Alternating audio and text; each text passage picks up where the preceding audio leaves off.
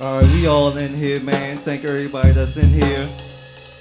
Downstairs, upstairs, the fourth dimension, the fifth dimension, the ancestors, the Most High. I want to invite the Most High and the ancestors into this place again and again and again. We in Studio B, Studio B, Sessions Untitled. Today we got my brother, Josh Stokes in the building. Yeah. Hey, thanks for coming, man. Thank you for having me, bro. Hey. Super appreciate that. Oh, man. Man, Josh, I know you as a singer, a drummer, but what else you got going on? Man, I'm a father. I spent the whole day with my sons. I was joking with you, sitting around watching Different World all day. So that was really fun. I'm a father, creator. Yeah, man, I just like creating shit and just seeing how far I can take it. All right, so let's start with that. How you start playing drums, how you start playing with the music, how you start singing, how you start all the things. Yeah, honestly, man, it came naturally. Thankfully, fortunately, I was like born with the gift to be able to play music. I've never taken any drum lessons or like singing lessons. It was just like my environment was just really strong with like creative people, like my mother and father. My whole like immediate family was really talented and artistic, and I was raised in the church. My uncle had a church, so I was always around just like art, music. I was able to see people write plays and, play rehearsals, and you'd be like, whoa, this is how it all happens. So I always say, like, I'm an entertainment baby. Like, I was just around, like, hurry up and wait, do this on cue, Yeah. be ready for this. That's been my whole life, man. So I just took it and just used it to my benefit, for real. Did you play in the church? I did. From about like 7, even up until now, yeah. My father started his own church when I was 9. Wow. And I was like full time playing drums from 9 up until now. And you know how it goes.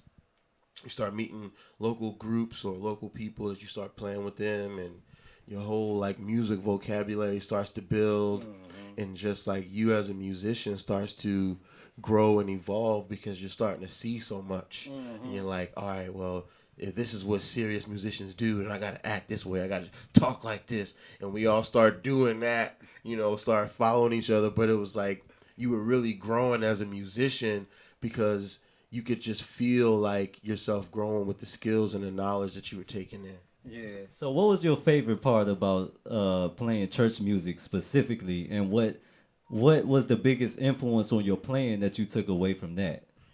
Honestly, all in one, it was the ability to adapt. Yes. Yeah, to adapt to anything. Like especially back in the '90s, it was like testimony service.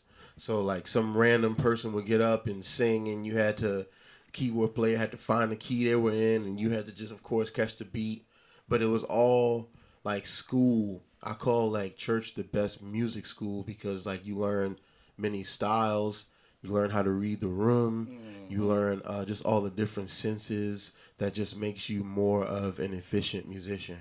So you said both your parents was doing music too. What did they do, and what did you pick up from them, if anything specifically? Yeah, so my father was a choir director at my uncle's church, and my mother sang in the choir, and she also was like, the plays had the little singers in the pit. She was a part of the pit singers, you know.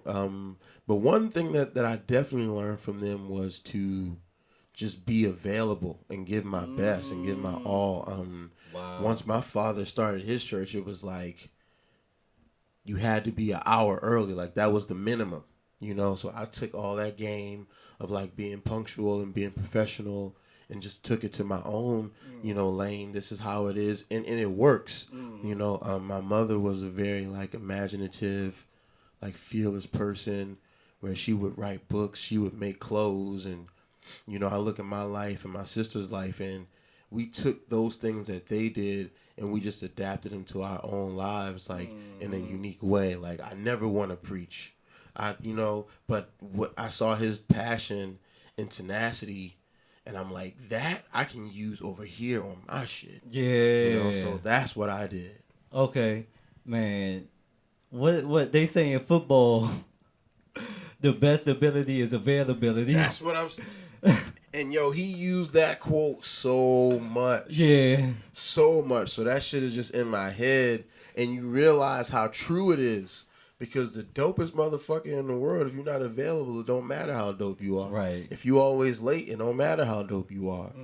So it's like we have to be available, and we also have to be efficient and be trustworthy and be reliable, and people know that I know if I put him on this, I can trust him. I don't have to be like, yo, you good? Right. Every hour, like checking on him, yo, is that cool yet? Yeah. Like, you know that everything is fine. Yeah. So I'm super grateful for my background.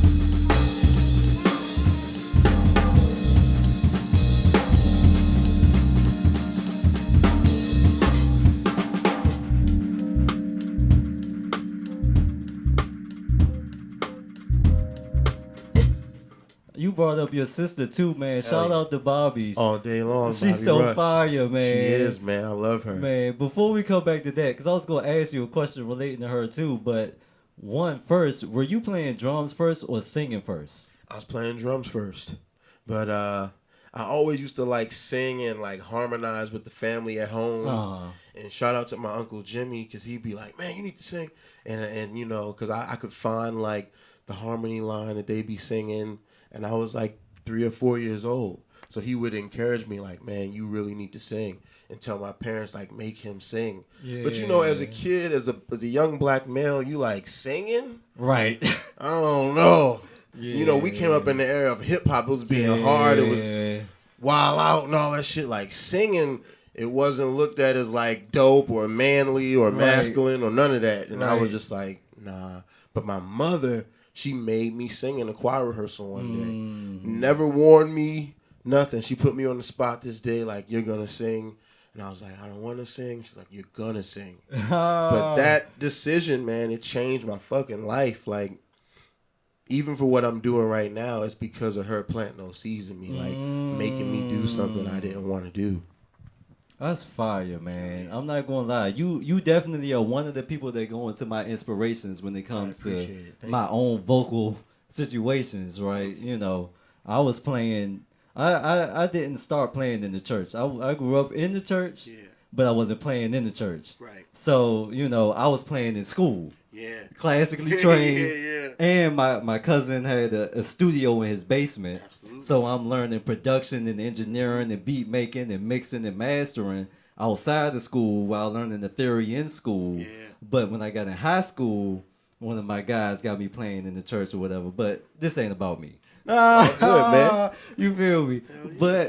But so did you and Bobby sing together and like was doing music together? Like, how was that? So and is that your only sibling? Or I have 2 older brothers, but it's not. My mother didn't birth them. My father had 2 older children before he met my mother. Got you. And then he had Bobby, myself, and then Bobby. Right. But how far apart are y'all? We're 4 years. Okay. Yep, I'm 4 years older than her. And hell yeah, man. She was like, I used to call her my little guinea pig. Oh. Because it was like, yo, if I had a song where I needed a girl on it, like, yo, come here real quick. Yeah. Like when I was like 15, I started this group called Unity. Okay. And I wrote every song, but it was for her to sing. Right. So like she was the lead, but I was like the nigga in the back writing all the songs, like do this, move like this. All right, let's go. Yeah. You know what I mean? But like, and she was probably like 11 when I did that. So that was like my little guinea pig, man. I love her. I'm really thankful just to see like how she's grown as an individual, right, in the path that like she's taken. I respect her because it's not following me or following what I do. It's following what she does. Right. And she has her own group of supporters and her own community of people that really love her and dig her. Because like Bobby has always been like the social one. You know what I mean? Like I've always been the one that was in the house. Gotcha. You know, like I'm making a beat or I'm listening to music. She at a party somewhere kicking it and everybody some kind of way know her. Yeah. And it was like, how did everybody know you? You know, but she was the social one. And it's still that way. She's the social one and I'm not. And I respect her for that because it's like I love seeing her grow her and build her own world. I think it's amazing. Yeah, so shout out to Bobby Rush. I love you. Yeah, shout out to Bobby. I can't wait to do something with you. Hell yeah. So that last thing you went into one of my next questions. When did you first start writing your own music?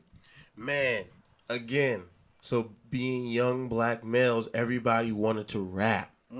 So around my way, all my friends wanted to rap. We'd be on the corner freestyling. Most of the times I'd be like the beat maker.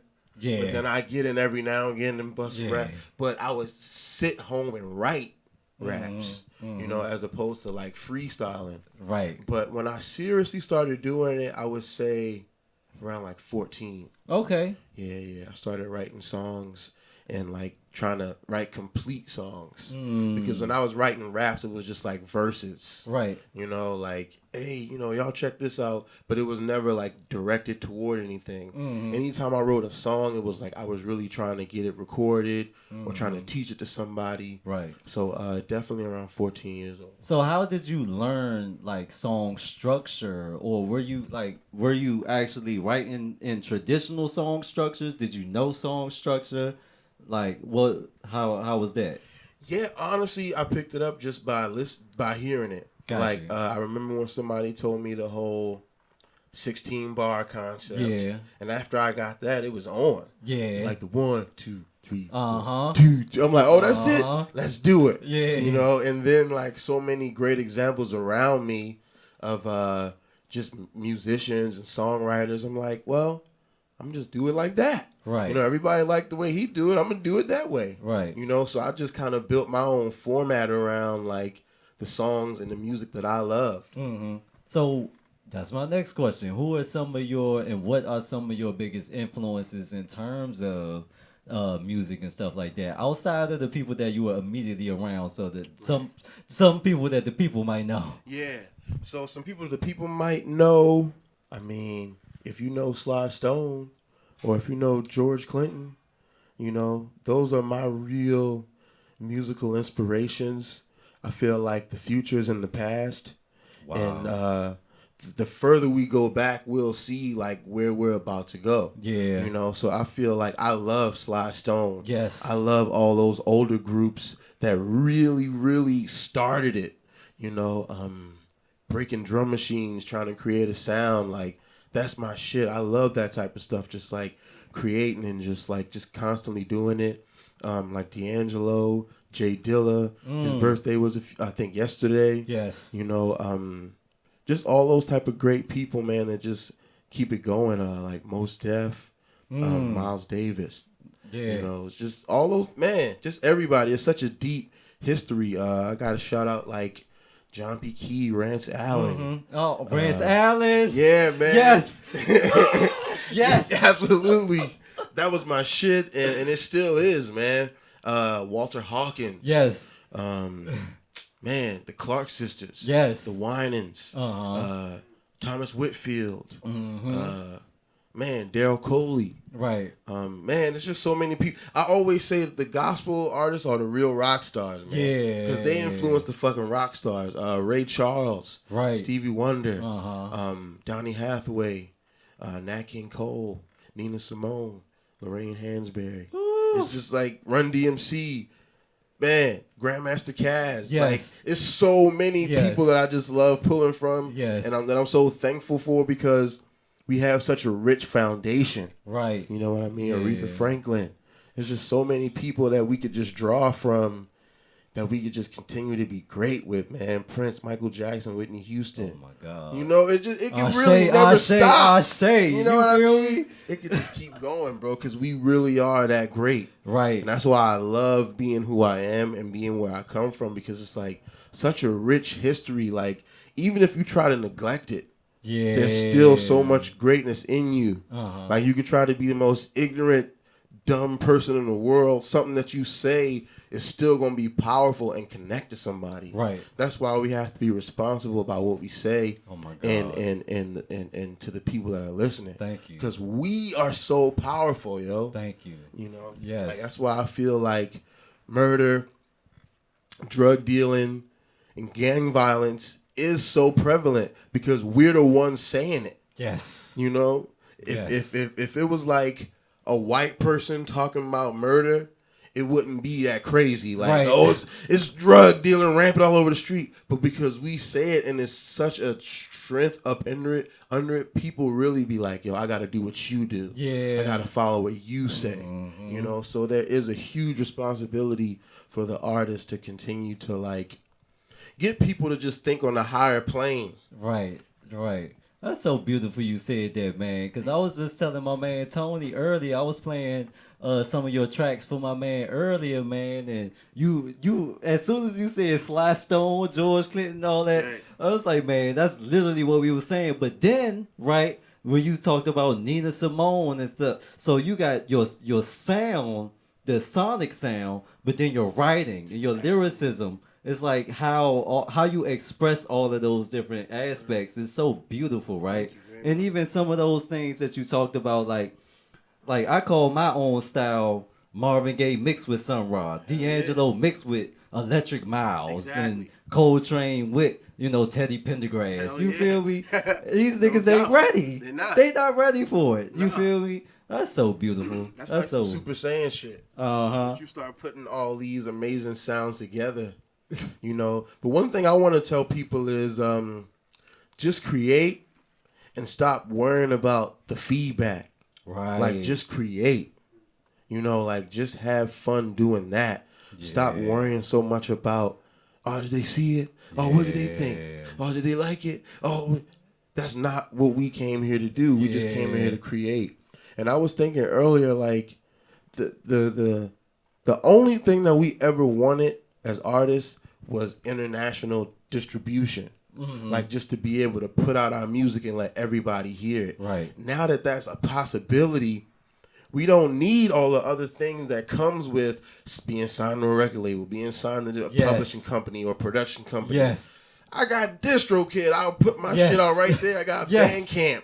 It's like I want to start really pushing people to true independence, right? True self-reliance, because we really can do it. And even when we were downstairs talking a few minutes ago, it's like breaking away from those systems that we felt like we needed for so long. Yes. Like, bro, I can't make it without a record label. I ain't shit without a label. Yes. I ain't shit without the bank backing me. Right. But it's like, bro, you are the shit, period. Right. And that's why they want to rock with you, because they know that. And they want to exploit it. And it's so important that you said that too, because man, we're literally thought leaders all day in the realm of music, in the realm of art, period. Totally. I just posted on Instagram, like just reposted Talib Kweli talking about staying away from the music industry, too. right? Yeah. And it's like, it made me think about every year, we were talking about this downstairs, every year Tiny Desk is doing submissions and stuff like that. And we building community. This is my Tiny Desk. This is tinier. You feel me? This is desk we hear. You feel me? Right. And there's no hate or no shame to those, because it's like, in the process of even submitting for those, they build their own community and bring people together. And I'm playing for somebody's submission tomorrow. So obviously I'm not hating on it, but as thought leaders, you feel me? Because everybody can't be a leader. Everybody can't be the people that's really doing what we doing. Exactly. You feel me? And another thing I want to say is a lot of those contests are rigged. Yes. Where you think you have the chance to win, you're going to always be number 3. Right. You're going to always be number 4. And they're going to have the person that they want to win at that number 1 slot at all times. But again, it's just systems playing on the desperation of artists. We all want to get on. We've, for the last 4 or 5 years, been looking at Tiny Desk as this thing of like, this pinnacle of like, yo, once I get on Tiny Desk, it's on after that. My whole life going to change. But that's what they like to play into. Right. You know what I mean? Like, Megan Thee Stallion's life ain't going to change. Juvenile's life ain't going to change. That's just a Tiny Desk. Yep. But for you, we all look at it as this thing, and it's not going to change your life. You got to continue to put in the work if you want your life to change. No one thing changes anything. It's a continuum. And that shit is just like how they like to play games on us. Like the way they like to, let me see how many submissions we can get. Yeah. They probably got like 1 million submissions of very hungry artists that really want to get on that don't stand a chance.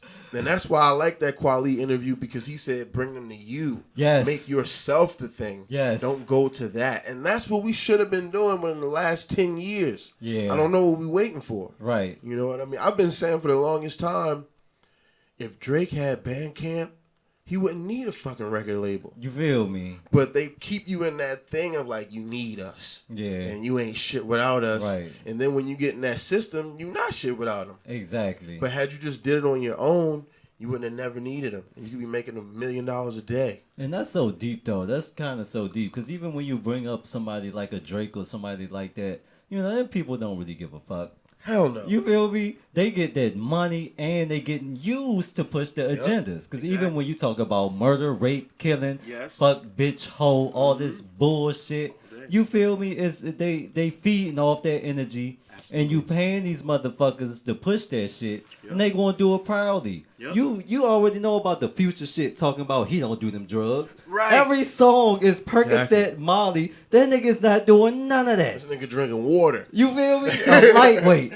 And we over here nodding off, Fucked up. crashing cars, doing all this bullshit, crashing out. Right. All of these people music that's really sitting at home reading books. Straight propaganda. You feel me? You know, because like they sit in these offices and it's executives telling them, this is what we need you to talk about. This is what we want you to say. Right. This is where we're trying to steer this generation of children.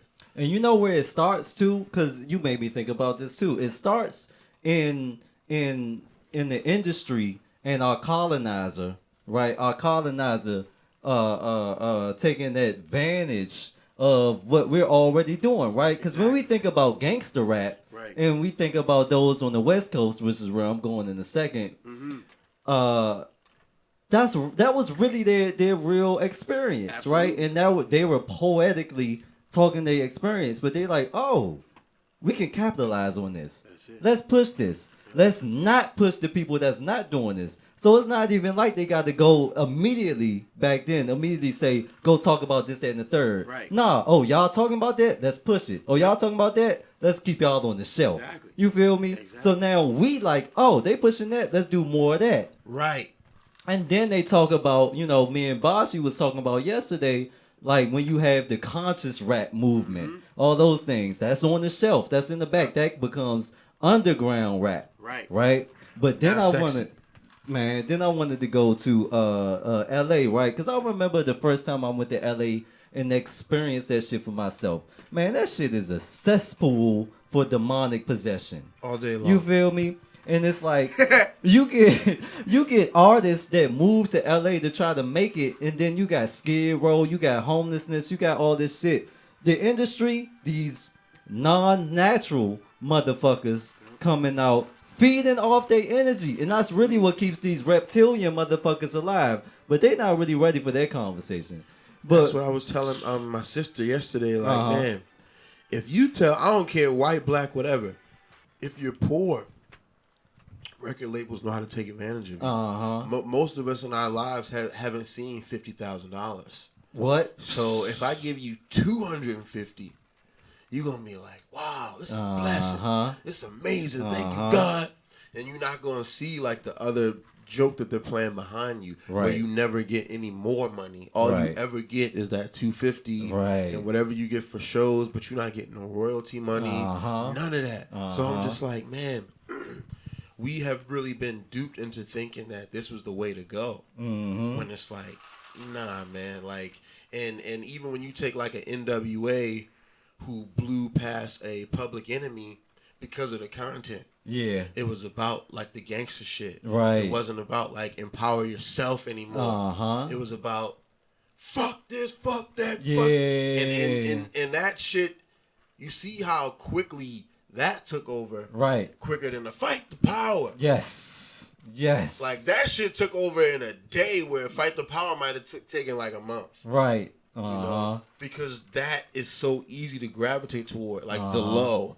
That low vibrate, and this is what I talk about too, man. We literally live in a low vibrational, low density world. Hell yeah. And it's easier to assimilate with low vibration than it is to do the work to assimilate to high vibration, because all this hard shit, these walls, the reason we can't walk through these walls is because it's low vibrational atoms, low vibrational, low frequency, low vibrating atoms, right? So if we live in a low vibrational, low density situation, we're going to assimilate to that. But we as fathers, lovers, friends, brothers, sisters, we have to do the work till once we do the work to arise and elevate past these things, we got to share that energy with those that's not there. And everybody isn't going to get it overnight. Right. You feel me? But the things that we doing,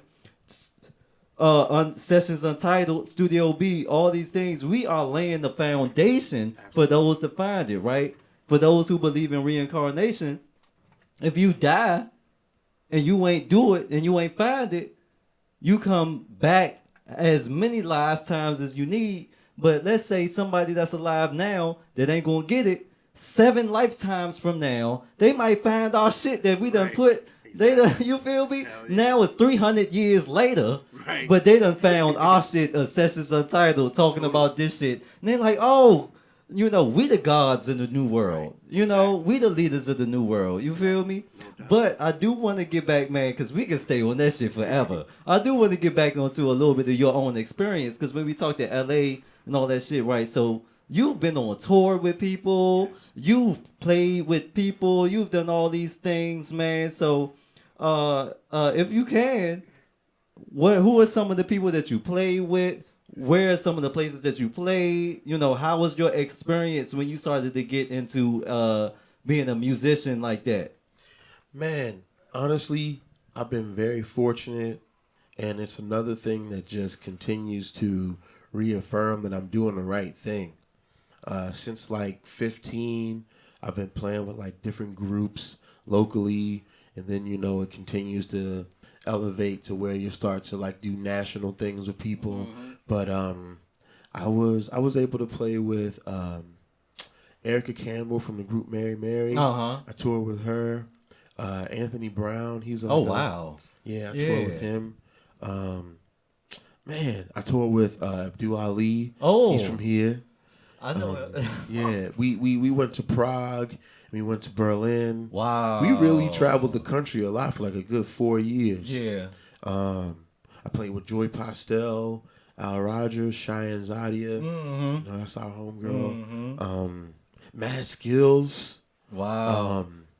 Yeah, I really got to do a lot of shit. I remember when I was 14, I played for Vicky Winans. Oh, wow. And that shit was like so dope. I just thought like, yo, I'm about to get, you just think your life about to change because you did that type of stuff. Yeah. But yeah, man, I've really been fortunate to just be able to do this, man. Do you have a favorite country outside the states that you've been to? And 2, do you have a favorite show that you did, period, for somebody else before we get to your shit? Yeah, I would probably say I like Berlin a lot. I like Berlin and Prague, but I spent like 2 weeks in Berlin, so I got to see a little bit more of it. One of the dopest shows I did. Was it cold in Berlin? It was rainy, it was wet, it was cold, yeah. And I had on Crocs. That's when I was on my Crocs days. I was like, Crocs in the rain, I don't give a fuck. Yeah. One of the dopest shows I did was Abdu and I did this show in 2019 up at the Auto Bar. Ooh. It was full. It was a lot of energy. Yeah. It was dope. I did a show with Joy at the Auto Bar, too. That was really cool. Like, there was a lot of people in there. It was like an album release. Yeah. It was dope. I did a show in Atlanta with Anthony and Erica Campbell at the Atlanta Convention Center, and it was, like, packed. Like, a lot of people in there.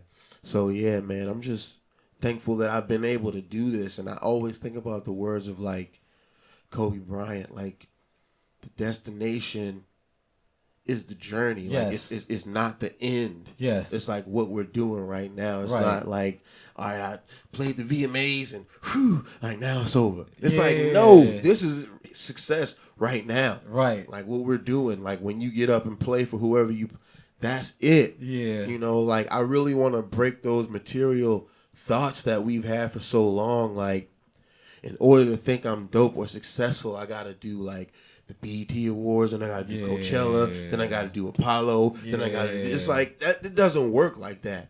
Like, even the niggas that's on, they do college shows, they do club shows that aren't televised, hole-in-the-wall joints. It's like, we got to stop thinking everything is like arena, festival, tour, TV. That's not how it goes. Right. But the world has really programmed us to think that. So I want to break that off of my mind and everybody else's. Yeah. So, all right, I've never played in super, super huge shows. So what's the difference that you've seen from playing like arenas filled and then like, you know, your small situation. How do you feel on your instrument when you playing? And then how does the show feel as a whole? I feel like I gotta give more Uh-huh. because although the sound system might be adequate, they have to feel me. Right. So like when I'm hitting the drums, I'm like slapping it hard. Yeah. If it's in a big place, if it's in a small place, I'm watching. I'm still giving you the energy, but I'm watching my volume. Right. Because I don't want to overwhelm you because it's too loud. Right. So right. I'm still going to give you the feel, but I'm going to control my volume.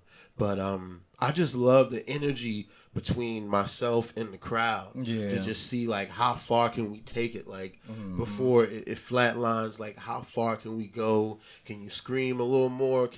We dance a little more? Can we do something a little bit more? Yeah. Before it goes down. Yeah. Man, so I know that we talked about before about how like in these days you want to focus more on your own artistry. Absolutely. And your own pushing your own thing. Yeah. Right. So how has that been and what inspired you to move more so in that direction? Man, thank you for that because it's been amazing. I'm so proud of myself because most of the gigs that I've been getting offered, I've been turning down because I've been wanting to focus on myself as an artist because it's easy to get drowned into another person's situation. Like I'm their keyboard player, but you make your own music, but everybody knows you as you're their keyboard player, Right. and that's your whole existence. Right. That could sometimes kind of be like a smack in the face. Like, Right. I was making music before I even knew these niggas. Exactly. Like, and now you want me to just be this person's accompanist. And Right. That's not what I am. I find that, like, condescending. Yeah. You know what I mean? So Yeah. it's just like, but before anybody else could believe it, I had to. So I made a point to be like, respectfully, no, I can't play for you. I got to turn this down. I got to turn this down so I can focus on my own music, get my face out, get my voice out. So it won't be an excuse of like, oh, man, they knew me as that. But had I not been doing that, so I'm not even doing that. I'm just cutting off the fat now and just focusing on what I'm supposed to do. Right. And I feel like it's paying off amazing. I don't think I made the wrong decision at all. Yeah, man, that's beautiful, bro. Thank you. That's beautiful, bro. Wow. Peace and love, world. Jam Master Jay here. I'm encouraging you to continue to release the love all around the world, baby. And you don't stop. We in here tonight like this, y'all.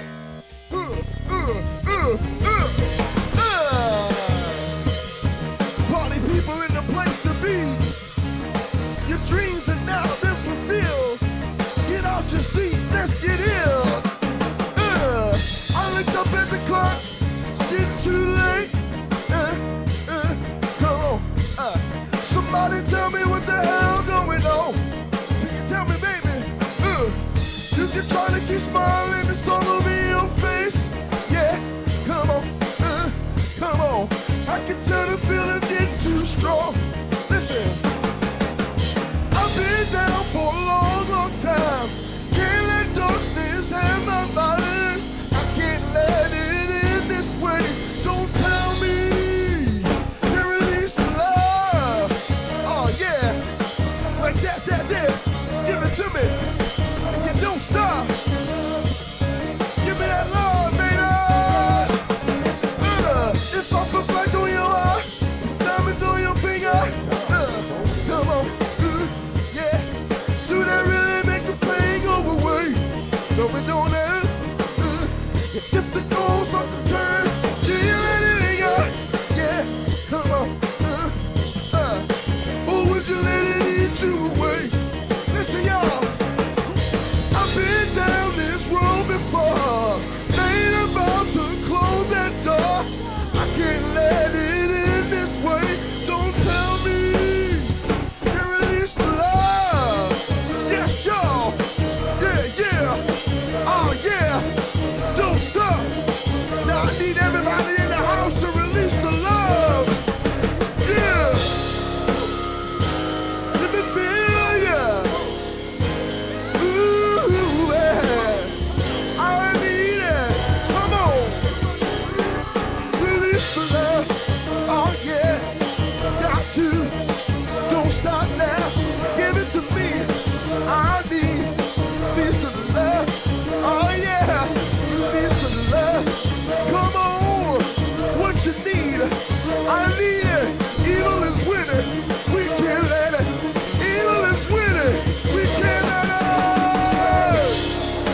send love to you tonight. I send love to your family. You're dealing with sickness. You're dealing with depression. I give you love today. Hey, release the love. Release the love. Release the love. Release the love. Release the love. Release the love. Release the love. Release the love. You got to. You got to. You got to. Release the love. Keep going, y'all. Don't stop, y'all. Give it to me, y'all. Hey. Release. Release. Release. Release. Got to. Got to. Got to. Got to. Give it to me. Release the love. Release the love. Release the love. Evil is winning. We can't have it. Evil is winning. We can't have it. Release the love. Hey.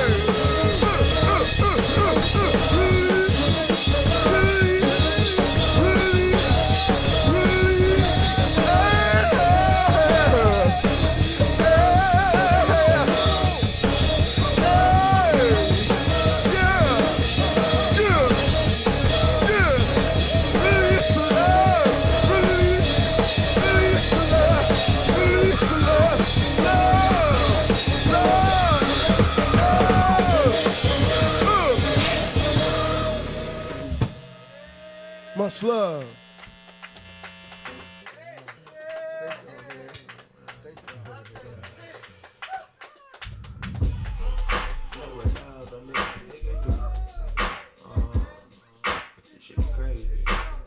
So do you produce your own music and you do all of the beats? Like, do you make the own beats? Like, what's their process? Like, what's your process of what you're doing now with your own pieces and your own compositions? Yeah, whenever I get the feeling, man, I'm either making a voice memo, kind of saving the idea, but then when I get in front of the keyboard, I'll do it. Or it's like I'm just in the studio environment, just laying beats out. That was my love, honestly, before even writing, just making beats. I wanted to be like a producer, like a Dilla or like a Kanye West or Pharrell, like, you know, just making beats. Because as you can see, like, you can get appreciated as a producer. You know, you don't even have to write anything. But it's like, I can tell that beat is yours. Yep. You know, so like that was my thing for a long time. But the words just kept coming to me. And I think a part of me just had to completely embrace all of me totally. Like, I just wanted to be a drummer. Like, and that was it. And shout out to my dad, because he was the one that told me, like, it might not be the drums that get you in the door. Wow. And I'd be mad, like, well, it better be the drum, because what else is it going to be? Wow. You know, like, I don't want it to be nothing else, but it's been everything else. Yeah. Like, it's been the singing, it's been the songwriting, it's been the production. Like, the drums is like, yo, you play drums too? Yeah. And I had to check myself, like, it's the first thing I ever did in my whole life. What you mean? Like, but it's like I have to check myself, and I always remember what he told me. Like, he said that. Right. Yeah. So, okay, how is fatherhood, and then is any of your kids in the music, or how involved in the music are your kids and stuff? But first of all, how's fatherhood, period? Fatherhood is amazing on the whole. As you get a little deeper into it, it's challenging. You know, I have 5 children that range from different ages. So it's like it's different ways of having to deal with everybody. But I always say just patience, you know, patience and respect. With those 2 things, I feel like we can go a long way. But I just appreciate them, and I do know that all of them are musically inclined. Yeah. Whether they really tap into it or not, I know that all of them are. Like, my oldest children, they always sang and drew and danced. And my 2 youngest boys now, I see it happening, like, right in front of us. Like, we watch Lion King, like, every day, and I hear my son singing, like, just can't wait to be king. Yeah. Knowing all the ad-libs, knowing every time, I'm like, yo. And my 1-year-old is picking up on, like, inflections. Like, you want to get up? And he'd be like, huh?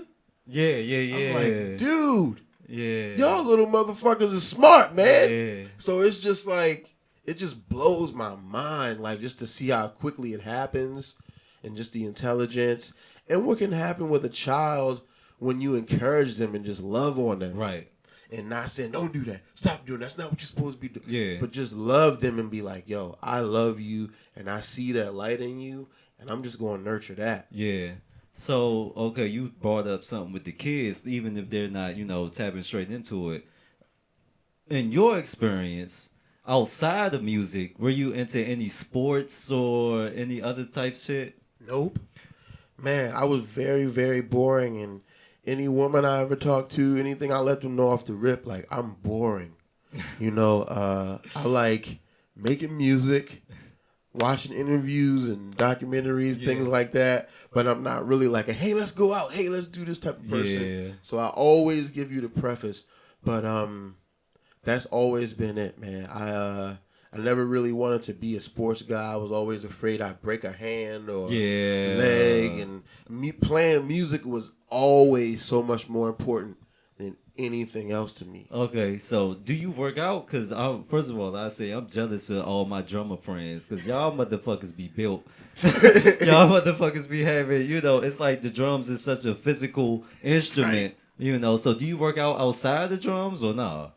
I do. I started making a point within the last few years to like just do body stuff, like no weights, just like push-ups, squats, crunches. Yeah. Do like 100 of those a day. Yeah. Or like if I don't have nothing but time on my hands, I might do like a few hundred a day. Yeah. All right, let me just get up and do some push-ups. Yeah. Just to kind of not let the day just go away. But I want to keep my body active because I feel like I'm about to get into a season of where everything I ever wanted is about to happen. Yeah. Where I'm about to like be on the road. I'm about to be, doing shows and jumping up and down in front of people. Yeah. So the reason why I'm doing it is just to keep my body kind of trained up for when that happens. Right. I won't be like panting for breath or not prepared. Yeah. I'm always trying to remain prepared for that next opportunity. Right. That's why even if I don't give it to anybody, I'm making a beat. I'm making a song. I'm doing something just to remain sharp and prepared for when that opportunity comes. Right. So that's really the only reason I do it. Yeah. So another thing is that, I know that you can play drums and sing at the same damn time. That's Shout out to my mother. Oh, yeah. Once she again, made you do that? In that same rehearsal, she ain't make me get up. She put the mic right by me on the drums. She made me do it. That's beautiful. Yeah, man. Shout out to mom, yo. She set up my whole future. Wow. Like, literally. I was going to ask, so is that something that you will want to do once you start touring and stuff, or do you want to have a band behind you and you just be front? Yeah, I mean, I still want to play and sing, to be honest. Yeah, I feel like, that's a part of my whole thing as an artist, to be able to play behind the drums and get from behind the drums and sing to a track. I feel like it leaves me room to reach more people. I'm not just coming as a guy that stands up and sings, or I'm not just coming as the guy that plays drums. Right. I can do various things, and I believe that it leaves me room to reach more people. So I would love to exercise all those things.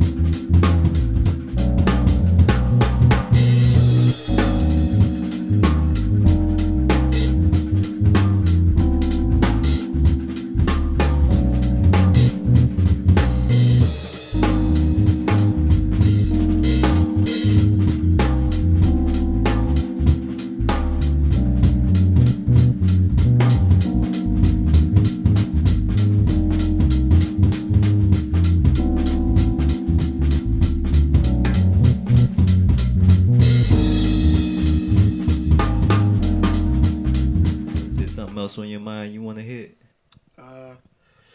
Honestly, I would just love to continue to encourage everybody to love themselves, think highly, and speak highly of yourself.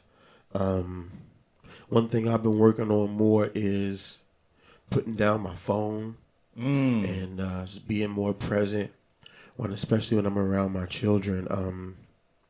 I love getting knowledge and receiving things, and I feel like sometimes that can be an excuse. Like, not right now, I'm listening to an interview. Or not right now, this. But it's like, you don't need to listen to that interview right now. Like, cut the phone off.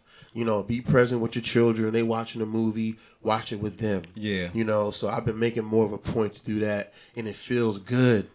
I haven't been on Instagram that much, and it feels good. And I'm not saying, like, all week long. Like, man, just, like, half a day. I might not get on there until, like, 3. Yeah. And it just feels so much better as opposed to waking up at 6 and I gotta put a story up. I gotta post something. Like, nigga, ain't nobody watching you, man. Ain't nobody watching none of us. Right. And that's the thing. Like, we've made ourselves, like, so much important than it actually is. Yeah. Like, it ain't even about the art anymore. It's like me. Like, notice me as the person. Right. But it's like, nah, man, it was about the art. Yeah. It was about, I want you to hear my song, not see a picture of me or see a video of me. Right. Like, that's never been my thing, man. And a lot of times I feel like I probably would have worked better 20, 30 years ago when it was about the mystique of the artist. And you didn't have to know them personally and know what their toilet looked like. Yeah. But it's just like, now that it goes into that, I feel like it's a level of, like, prostituting yourself with all due respect. It's like, hey, look at me, y'all. Hey, did I forget to mention I got a song coming out next Tuesday? And you gotta keep letting them know and keep letting them know and keep.